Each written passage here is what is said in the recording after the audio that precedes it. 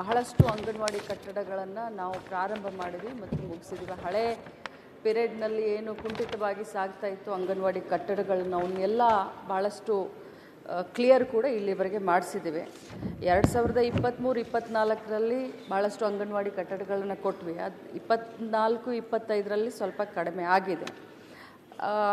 ಅವರು ಹೇಳಿದ ಹಾಗೆ ನಿವೇಶನ 100 ಅಂಗನವಾಡಿ ಕೇಂದ್ರಗಳು ಬಾಡಿಗೆ ಕಟ್ಟಡದಲ್ಲಿ ನಡೀತಾ ಇದ್ದಾವೆ ಮತ್ತು ಸ್ವಂತ ನಿವೇಶನಕ್ಕೆ ಹಣನೂ ಕೊಡಬೇಕು ಮತ್ತು ಕಟ್ಟಡ ಕಟ್ಟಲಿಕ್ಕೆ ಹಣನೂ ಬಿಡುಗಡೆ ಮಾಡಬೇಕು ಅಂತ ಹೇಳ್ತಾರೆ.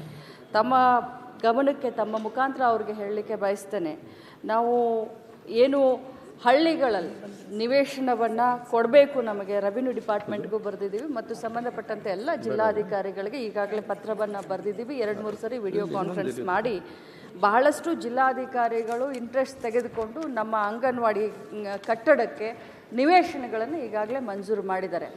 ಹಳ್ಳಿಗಳಲ್ಲಿ ನಾವು ನಿವೇಶನಕ್ಕೆ ದುಡ್ಡನ್ನು ಕೊಡಲಿಕ್ಕೆ ಆಗೋದಿಲ್ಲ, ಮಾನ್ಯ ಸದಸ್ಯರ ಗಮನಕ್ಕೆ ತರಲಿಕ್ಕೆ ಬಯಸ್ತೇನೆ.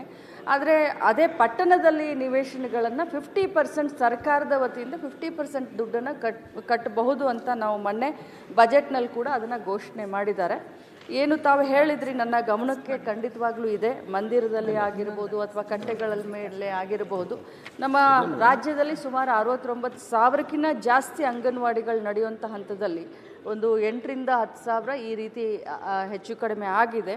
ಅದು ಕೂಡ ಬೇರೆ ಬೇರೆ ಯುವಕ ಸಂಘದ ಕಟ್ಟಡದಲ್ಲಿರ್ಬೋದು, ಸಮುದಾಯ ಭವನದಲ್ಲಿರ್ಬೋದು, ಶಾಲಾ ಕಟ್ಟಡಗಳಲ್ಲಿ ಕೂಡ ನಡೀತಾ ಇದ್ದಾವೆ.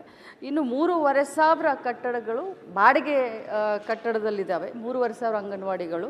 ಅವನು ಕೂಡ ಆದಷ್ಟು ಬೇಗ ತಾವು ಹೇಳಿದ ಹಾಗೆ ನಿವೇಶನದ ಲಭ್ಯತೆಯನ್ನು ನೋಡಿಕೊಂಡು ಆದಷ್ಟು ಬೇಗ ಕಟ್ಟಡ ಕಟ್ಟಲಿಕ್ಕೆ ನಾನು ಹಣವನ್ನು ಬಿಡುಗಡೆ ಮಾಡ್ತೀನಿ. ಹೇಳಿದಂಗೆ ಕಂದಾಯ ಜಮೀನಿನಲ್ಲಿ ಅವರು ಕಟ್ಟಡಗಳನ್ನು ಮಾಡಿದರೆ ರೆವಿನ್ಯೂ ಡಿಪಾರ್ಟ್ಮೆಂಟ್ ಅವರು ಕಾಲಮ್ 38A ಮತ್ತು ನಿಯಮ C ಅನ್ವಯ ಅವರಿಗೆ ಹಕ್ಕುಪತ್ರಗಳನ್ನು ಕೊಟ್ಟರೆ ನಾವು ಖಾತೆಗಳನ್ನು ಇಶ್ಯೂ ಮಾಡ್ಬೋದು ಅಧ್ಯಕ್ಷರೇ. ಆದರೆ ಅವರು ಮಿಕ್ಕಿದೇನು ಪ್ರಶ್ನೆಗಳು ಕೇಳಿದರೆ ಅಂಥವು ಯಾವುದೂ ನಮ್ಮಲ್ಲಿ ಉದ್ಭವಿಸೋದಿಲ್ಲ ಅಧ್ಯಕ್ಷರೇ. ಸನ್ಮಾನ್ಯ ಅಧ್ಯಕ್ಷ, ಮಾನ್ಯ ಸದಸ್ಯರಿಗೆ ಮಾತನಾಡಿ ಇಲ್ಲ, ಒಂದು ನಿಮಿಷ, ಅವರಿಗೂ ಕೂಡ ಮಾತನಾಡಿದ್ದೀನಿ ಅಧ್ಯಕ್ಷ. ಅವ್ರು ಏನಾದರೂ ಬೇರೆ ಸಲಹೆ ಇದ್ದರೆ ಇದ್ರ ಬಗ್ಗೆ ಅಧಿಕಾರಿಗಳ ಜೊತೆ ಚರ್ಚೆ ಮಾಡಲಿಕ್ಕೆ ಅವ್ರ ಸಲಹೆಯನ್ನು ಸ್ವೀಕಾರ ಮಾಡಿಬಿಟ್ಟು ಉತ್ತರವನ್ನು ಕೊಡಲಿಕ್ಕೂ ತಯಾರಿದ್ದೇವೆ ಅಧ್ಯಕ್ಷ. ಸನ್ಮಾನ್ಯ ಅಧ್ಯಕ್ಷ, ಪ್ರಶ್ನೆ ಭಾಳ ಸ್ಪಷ್ಟವಾಗಿದೆ ಅಧ್ಯಕ್ಷರೇ. ಅವರು ಕಂದಾಯ ಜಮೀನಿನಲ್ಲಿ ನಿವೇಶನಗಳನ್ನು ಖರೀದಿಸಿ ವಸತಿ ಮನೆಗಳನ್ನು ನಿರ್ಮಿಸಿರುವ ಬಗ್ಗೆ ಇದೆ ಅಧ್ಯಕ್ಷರೇ. ನಾನು ಹೇಳ್ದಂಗೆ ಕಂದಾಯ ಇಲಾಖೆದವರು ಅವರಿಗೆ ಸರ್ಟಿಫಿಕೇಟ್ ಕೊಟ್ಟರೆ ನಾವು ಅದಕ್ಕೆ ಈ ಖಾತಾ ಕೊಡ್ಬೋದು. ಈ ನೀವು ಅಗ್ರಿಮೆಂಟ್ ಸೇಲ್ ಡೀಡ್ ಏನಿರುತ್ತೆ ಅದರ ಆಧಾರದ ಮೇಲೆ ನಾವು ಈ ಖಾತೆಗಳನ್ನು ಮಾಡಲಿಕ್ಕೆ ಅವಕಾಶ ಇರೋದಿಲ್ಲ. ಅಬ್ಸಲ್ಯೂಟ್ ಸೇಲ್ ಡೀಡ್ ಒದಗಿಸಿದ್ರೆ ಮಾತ್ರ ನಾವು ಈ ಸ್ವತ್ತು ನೀಡಲು ಅವಕಾಶ ಇರ್ತೇವೆ. ಆದರೆ ಅವರು ಏನು ಸಮಸ್ಯೆ ಹೇಳಿದರೆ ಅಧ್ಯಕ್ಷರೇ, ಮೊನ್ನೆ ನಾವು ಈ ಸ್ವತ್ತಿನಲ್ಲಿ ಹೊಸ ರಿಫಾರ್ಮ್ಸನ್ನು ನಾವು ತಂದಿದ್ದೀವಿ ಅಧ್ಯಕ್ಷರೇ. ಆಗ ಒಂದೊಂದಾಗಿ ನಮ್ಗೆ ಈ ಸಮಸ್ಯೆಗಳು ನಮ್ಮ ಮುಂದೆ ಬರ್ತಾ ಇದೆ. ಅವ್ರು ಹೇಳ್ದಂಗೆ ಬರೀ ಕಂಪ್ನಿಗೆ ಸೀಮಿತ ಇಲ್ಲ, ನಿಮ್ಮ ಆಶ್ರಯ ಏನು ಆಶ್ರಯ ಲೇಔಟ್ದು ಕೂಡ ಸಮಸ್ಯೆ ಆಗ್ತಾ ಇದೆ. ಮತ್ತು ಅವ್ರು ಹೇಳ್ತಾ ಇದ್ದಂಗೆ ಹಿಂದೆ ನಮ್ಮ ಪೂರ್ವಜರು ಯಾರೋ ಒಂದು ಲ್ಯಾಂಡ್ ಕೊಟ್ಟಿರ್ತಾರೆ, ಲೇಔಟ್ ಮಾಡಿರ್ತಾರೆ, ಅದಕ್ಕೆ ಯಾವುದೇ ರೀತಿಯಾದಂಥ ದಾಖಲೆಗಳಿರಲ್ಲ. ಈಗ ನಾನು ಬಂದು ಹೋಗಿ ಅದನ್ನು ಕ್ಲೇಮ್ ಮಾಡೋದು ಕೂಡ 1-2 ಕೇಸ್ ಬಂದಿದೆ ಅಧ್ಯಕ್ಷರೇ.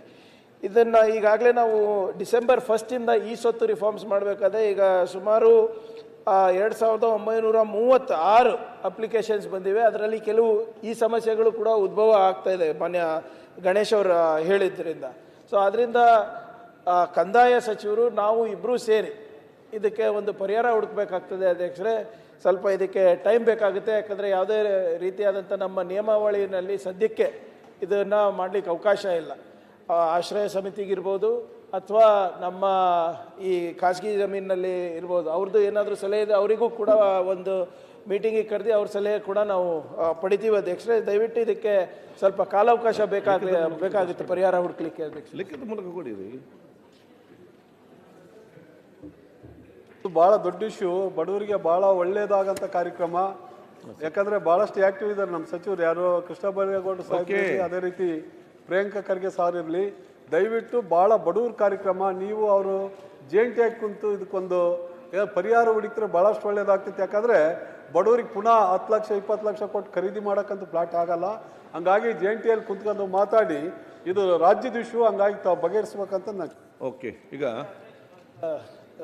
ಇವ್ರು ಹೇಳ್ದಂಗೆ ಈ ಸೊತ್ತು ರಿಫಾರ್ಮ್ಸ್ ಮಾಡ್ತಾ ಇರೋದ್ರಿಂದ ಏನು ಬಡವರಿಗೆ ಯಾರು ಅನಧಿಕೃತ ನಿವೇಶನಗಳು ಮಾಡ್ಕೊಂಡಿದ್ದಾರೆ ಗ್ರಾಮೀಣ ಮಟ್ಟದಲ್ಲಿ ಅವರಿಗೆ ಅವಕಾಶ ಇರ್ತದೆ ಅಧ್ಯಕ್ಷರೇ. ಆಲ್ಮೋಸ್ಟ್ ಸುಮಾರು 1 ಕೋಟಿಯಷ್ಟು ಆಸ್ತಿಗಳು ಇವಾಗ ಬಡವರ ಆಸ್ತಿಗಳು ತೆರಿಗೆ ವ್ಯಾಪ್ತಿಗೆ ಬರುತ್ತೆ. ಈಗ ನಾವು ಅವರಿಗೆ ಕರೆಂಟ್ ಕೊಡೋದಿರ್ಬೋದು, ಚರಂಡಿ ಮಾಡಿಸೋದಿರ್ಬೋದು, ರಸ್ತೆ ಮಾಡಿಸೋದು, ಮೂಲಭೂತ ಸೌಕರ್ಯಗಳು ಎಲ್ಲನೂ ಕೊಡ್ಬೋದಾಗ್ತಾ ಇದೆ ಅಧ್ಯಕ್ಷರೇ.